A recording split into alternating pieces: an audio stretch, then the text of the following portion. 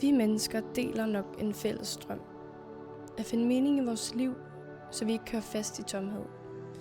Og den ramme, vi så skaber om tilværelsen, den ser forskellig ud for hver enkelt. For hvordan finder man egentlig meningen? For nogle er det kampen mod uretfærdighed. For andre er det karriere, økonomisk succes eller fysisk sundhed. Og så er der dem, der vender blikket indad og søger en større bevidsthed.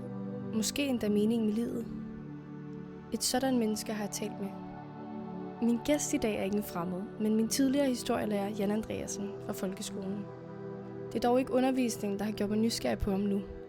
Jan har valgt en livsvej, der for mange kan lyde både udefinerbar og utraditionel. Han har nemlig brugt en stor del af sit liv på at søge en dybere mening med tilværelsen gennem mindfulness, meditation og rejser. Han kalder det selv at nå det næste niveau. Og jeg husker tydeligt fortællinger på skolebænken om den selvrealisering, han har gennemgået. Og de har siden hængt ved. Jeg er nemlig nysgerrig på, hvordan man ender netop på den vej. For hvad kan man finde på det næste niveau? Ligger nøglen til det gode liv i rejsen ind i sig selv? Og hvordan gør man overhovedet det? Netop det vil jeg forsøge at blive klogere på, sammen med dig. Så nu vil jeg lade Jan præsentere sig selv, og hvad mindfulness egentlig er. Ja, altså, jeg hedder Jan Andreasen, og jeg er 68. Og i forhold til, hvad jeg arbejder med, jeg er skolekonsulent, og arbejder med børn med høj begavelse i hele kommunen. I forhold til, hvad meditation er, altså der er jo mange forskellige former for meditation, men grundlæggende handler meditation om, at man kommer tilbage til sig selv. Altså man ligesom koncentrerer sig om det indre. Altså man lægger mærke til sig selv indeni. Man mærker sin krop indeni. Man lægger mærke til sine tanker, at de måske kan være nogen, der kommer og går. Og det kan både være gode tanker og dårlige tanker, men det er, man kan faktisk lægge mærke til dem, som om man er noget andet end tankerne. Okay, så nu har I mødt Jan, som han er i dag. Men lad os tage tilbage i tiden. For hvor startede hele hans rejse om selvrealisering egentlig henne? Og jeg synes, det er en lidt sød historie, fordi det er faktisk, jeg har været, 20-21 år. Og jeg læste på universitetet, og jeg var redaktør på et stort dansk musiktidsskrift samtidig. Og på det tidspunkt, der havde jeg allerede prøvet nogle af de ting, som jeg havde drømt om i forhold til arbejde. Og det havde ikke givet mig det ekstra, som jeg ledte efter. Så jeg havde fået opfyldt alle mine drømme i forhold til arbejde meget hurtigt. Så jeg var temmelig frustreret, for at sige det mildt. Og jeg læste så mange bøger, jeg overhovedet kunne få fat i. Altså min lille lejlighed ude på Østerbro, den var tapetseret med bøger overalt. Men jeg fandt stadigvæk ikke, hvad jeg ledte efter. Så en dag, var ude og køre i bussen, og så kom jeg ind i bussen, og så sad der en af mine gamle venner, som jeg havde spillet fodbold med sammen med. Og jeg var helt i orange. Og rundt om hans hals, der havde han sådan en perlekæde i træ.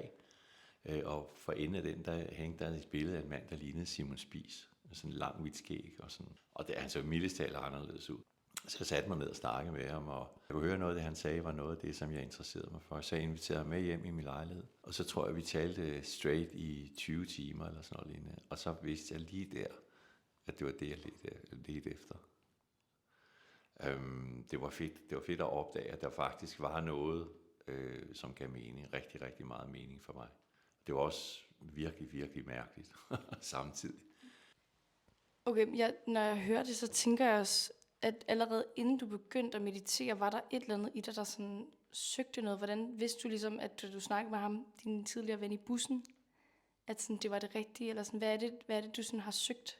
Det er et virkelig godt spørgsmål. Jeg tror desværre ikke, jeg kan komme med noget sådan svar. Jeg vidste bare, at alt var perfekt, og jeg havde det der super job, og jeg havde en dejlig kæreste. Altså, men det var bare, der var ligesom et eller andet, der manglede. Og jeg vidste, der var noget, der var manglende. Jeg vidste bare ikke helt, hvad det var. Og det var så i samtale, det var de der 20 timer, hvor jeg fandt ud af, at det var det, jeg ledte efter. Det var sådan en fornemmelse af, at der var noget andet, som jeg ikke vidste, som jeg lige pludselig fik adgang til. Altså en ny viden, som jeg ikke havde haft adgang til før. Så her stod Jan som ung voksen. En ny verden havde åbnet sig for ham. Han havde fundet den mening, han søgte. Det som drømmejob og studie, kæreste og bøger ikke kunne. Men hvordan kommer man videre derfra, videre mod det næste niveau? I forhold til det, jamen så begyndte jeg at komme inde i sådan et center, der lå inde på Strøget, og besøgte folk derinde, og begyndte at gå til meditation. Og begyndte at høre den mand, som jeg fortalte om, ham der lignede Simon Spies, han hed Bhagwan. Og han talte om selvrealisering og meditation og om at finde sig selv, finde det ægte selv. Så blev jeg inviteret til Tyskland, rejste til Tyskland og boede dernede og arbejdede i Tyskland. Kom videre til Schweiz og arbejdede i Schweiz. Og så begyndte jeg at rejse rundt i verden, så var jeg i USA og jeg var i Indien. Bhagwan havde en stor ashram i Indien i Pune, hvor jeg tog ned og mediterede sådan og havde længere forløb. Alle mulige forskellige slags udviklingsforløb. I Indien, der havde vi vi havde noget, der hed en mande- og en kvindegruppe. Og hvis man var par, så kunne man deltage i den. Og jeg havde min første kone, så hun gik i kvindegruppen, og jeg gik i mandegruppen. Og så var man 3 uger alene. Jeg var sammen med 25 andre mænd, og hun var sammen med 25 andre kvinder. Og så til sidst i det der, så blev vi ført sammen, og vi havde alle sammen bind for, at vi havde været igennem. Vi havde lavet mange mærkelige ting. Og det var kvinderne, der kom ind til os. Vi stod og ventede med bind for øjnene. Og så kom der sådan en kvinde ind, som arbejdede med krystaller. Og jeg er ikke så meget til sådan noget hokus pokus, men hun kunne altså noget særligt hende. Fordi på et tidspunkt, så kom hun hen til mig med sådan en krystal, kunne jeg mærke, at jeg havde bind for øjnene, og skubbede mig sådan i mit tredje øje, altså lige mellem øjnene. Og jeg gik sådan et par skridt baglæns, fordi det var ikke så rart. Så forsvandt hun igen. Så kom hun tilbage lidt senere, og så ganske let prikkede hun mig det samme sted. Og så tænkte jeg, what the hell? Og så lå jeg mig falde bag, og i den tro, at der var nogen til at fange mig. Og det var marmorgulvet, vi var på. Men der var ikke nogen. Så jeg faldt fuldstændig fladt på ryggen på et marmorgulv. Altså forstående og fladt på ryggen. Og jeg tog ikke fra eller noget, jeg faldt helt fladt. Og jeg har aldrig faldet i noget, der var så blødt. Det var som om, jeg faldt i de blødeste. Jeg følte mig ligesom prinsessen på ærten. Så mange madrasser havde jeg under mig. Og jeg havde ingen skader bagefter overhovedet. Der tænkte jeg, okay, det er sgu lidt special det her. En lille anden ting. Jeg var oppe i Sverige for mange år siden også. Var jeg netop også 3 uger alene. Og så sad jeg ude ved en sø, det hus, jeg havde lejet, lå ned til en sø.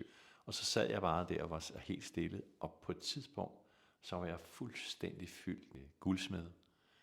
Jeg var fuldstændig fyldt, mens jeg sad der. Ja. Så noget tænker jeg, lad mig gøre noget mere af det. Jeg husker, du har fortalt mange anekdoter omkring alt muligt, du har oplevet af spændende rejser. Men jeg husker særligt, at du fortalte om, at du var nået til det næste niveau. Vil du prøve at beskrive scenen om, da du kommer til det næste niveau? Altså, jeg tror også, man skal sige, at det her, det er ikke noget, man sådan lige gør på en eftermiddag. Altså, det er det er ligesom, hvis man skal være rigtig, rigtig god til at spille på violin. Så skal man virkelig bruge mange timer på at øve. Det er lidt det samme med det her, at man øver sig igennem meditation, igennem at forstå nogle ting. I hvert fald for mig. Der er flere veje til det, men for mig har det været gennem forståelse. Og det vil sige, at jeg har været ude af nogle tangenter, hvor jeg tænkte, det må være den her vej, jeg skal, det må være det her, jeg skal forstå, og så fundet ud af, nej, det var det ikke. Altså den ene blev indgivet efter den anden. Sådan så til sidst, så var der ikke flere muligheder nærmest. Det var ligesom, da skiftet skete i mig, det er lige så kraftigt, man kan mærke det lige så meget, som hvis den dag, man bliver forelsket. Altså så man, nu er den der. Og det, der så skete for mig i hvert fald, det var, at mine tanker holdt simpelthen op. Altså, jeg havde simpelthen ingen tanker. Jeg responderede til, selvfølgelig vidste jeg, hvad der foregik. Det var ikke sådan, at jeg bare sad og var helt væk. Men jeg havde ikke sådan nogle spekulationer over noget. Der var helt stille, fuldstændig stille. Og det varede rigtig, rigtig længe. Hvor der var, når jeg skulle tænke på noget, så kom det. Men ellers så var der bare stille, fuldstændig. Ja, den der følelse af, at jeg overgiver mig til at se virkeligheden, som den faktisk er. Det var så let. Og ellers så er det bare helt almindeligt. Altså der er ikke noget, desværre jeg har ikke nogen superkræfter, det ville altså være meget fedt. men det har jeg altså overhovedet ikke. Helt almindeligt, der er bare sket et skift. Så efter der er sket det her skift, kan du mærke nu, at du er i en anden tilstand? Ja, det kan jeg godt. Ja. Altså, det har bare forandret sig. Også i forhold til, hvordan jeg er med andre. Også i forhold til, hvad der før var vigtigt. Det er simpelthen ikke vigtigt mere. Det er ligesom om, at alt det uvæsentlige, det er blevet skrællet væk. Så det væsentlige er tilbage. Kan du prøve at uddybe, hvad der var vigtigt for dig før, som ikke er vigtigt længere? Altså, hvordan det ligesom har ændret dig? Ja, altså for det første, så var det vigtigt for mig at blive oplyst. Det var det vigtigste i mit liv. Og lige pludselig var det væk. Så skulle jeg også finde ud af, okay, hvad skal jeg nu? Nu er jeg ikke Fordi altså brugte jeg gjorde selvfølgelig andre ting, jeg arbejdede og gjorde sådan nogle andre ting, men det var noget, jeg gjorde for at kunne blive ved med at undersøge og blive oplyst. Og da det så var væk, så var der lige pludselig masser af tid til at gøre altså helt almindelige ting. I hvert fald for mig selv er jeg holdt op med at have så mange problemer med alle mulige mennesker. Altså, det er spild af tid. I stedet for at elske dem for alle de fejl og mangler, der måtte være. Og en ro, altså bare en ro, en anden ro, end der har været før. Også alle de der bekymringer, som jeg måske gik og havde mig om alt muligt. Jeg tror sådan, jeg tænker lidt også på det med at være oplyst. Du sagde før, at det ikke fordi, du er sådan speciel eller skiller dig ud. Men sådan, hvor føler du, at det stiller dig i forhold til andre mennesker, der ikke er oplyst? Føler du står et andet sted i forhold til dem? Ja, det gør jeg. Altså ellers ville det virkelig også være surt, hvis jeg havde brugt så lang tid på det, og så er der virkelig ikke sket noget. Og ikke at jeg er bedre eller noget, men jeg er i hvert fald glad for, at jeg har gjort det her. Og det har, som jeg lige har skitseret, har taget rigtig, rigtig mange år, så hårdt arbejde at nå hertil. Så på den måde kan jeg se, at jeg har faktisk fået noget ud af det. Men i forhold til sådan en dagligdag, nu har jeg været din lærer, altså der kan jeg da i hvert fald mærke, at jeg er mere tilgivende eller forstående, end jeg var før. Altså fordi jeg ved, hvor stort det fjols jeg selv er. Altså virkelig. Så det er lettere at kigge på andre ting, når der er nok også, det er ikke så let hele tiden. Jeg kunne måske godt tænke mig at spørge dig om, fordi nu fortæller du, at du har brugt meget tid på at blive oplyst, og nu er du så blevet oplyst, og det gør, at du har fået mere tid. Men sådan, hvad med nu i sådan din hverdag? Så hvor meget har du inkorporeret mentaltræning i hverdagen? Hvor meget tid bruger du? Jamen, jeg mediterer næsten en gang om dagen. Altså finder et sted, lidt afhængig af tid. For eksempel, nu sidder vi her og snakker, så skal jeg noget andet. Og så kan jeg som regel altid finde lige en halv time et eller andet sted, hvor jeg finder et sted, hvor der er stille, og bare sætter mig ned og lukker øjnene. Og sætte sig ned og meditere er en meget, meget simpel ting. Altså der er forskellige former for meditation, men den jeg bruger, det er en, der blev faktisk lavet af Buddha, som hedder Vipassana. Det giver en kæmpe ro, og man bliver helt frisk i hjernen igen. Ligesom hvis man har en rigtig god nats søvn. Bortset fra, at det her det kan gøres på en halv time, så er man virkelig til stede, og man bliver til stede, fordi man sidder og kommer ned i kroppen hele tiden, så man er virkelig nede i sin krop. Og der er ikke nogen grund til det andet, at det er virkelig, virkelig dejligt. Det er simpelthen en fornøjelse at sidde ned. Og jeg tror også, fordi jeg har gjort det i så mange år, så ligesom jeg sætter mig ned, og så siger det flomp, og så er der bare helt stille, fuldstændig stille indeni. Kan det give sådan, du beskriver meget, det giver den her form for ro og klarhed, men sådan, giver det da også en lykkefølelse? Det er ikke lykke, det er mere stille end det. Det er mere stille. Lykke, der tænker jeg, det er sådan, når man er lykkelig, eller når der sådan sker noget ekstra, eller champagne, eller noget, man tænker, wow, fantastisk. Men det her, det er mere stille. Det er mere sådan en stilhed, som er med mig hele tiden. En ro eller en stilhed, som bare er der. Så jeg kan være ude af den, ligesom alle andre mennesker, og sur og sådan noget, men der ligger hele tiden sådan en stille sø inde i mig, så at sige.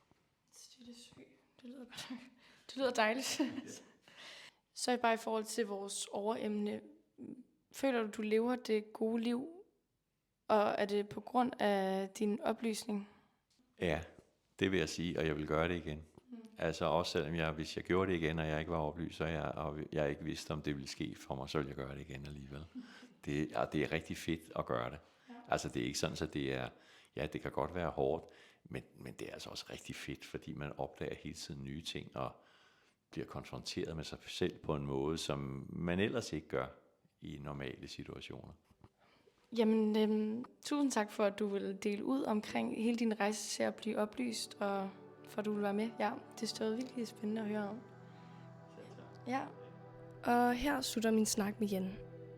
Jeg stillede i begyndelsen spørgsmålet, ligger nøglen til det gode liv i rejsen ind i sig selv? Og efter at tale med Jan, står en ting i hvert fald klart. For ham var det først, da han stoppede med kun at lede efter mening i det ydre, i job, succes og præstationer, at noget i ham endelig faldt på plads. Det næste niveau, som han beskriver, er ikke et mystisk sted eller en eksotisk tilstand, men et skift i perspektiv. Og netop det skift i perspektiv har givet ham den mening, han som ung så ihærdigt søgte. Og det har banet vej for et godt liv for ham. Og jeg håber, at Jans fortælling har givet dig et indblik i en anderledes måde at finde en mening med tilværelsen på. Nu kan du så tænke over, hvad du egentlig finder mening i her i livet. Så tak for, at du lyttede med. Og tak til Jan for at tage os med på hans rejse.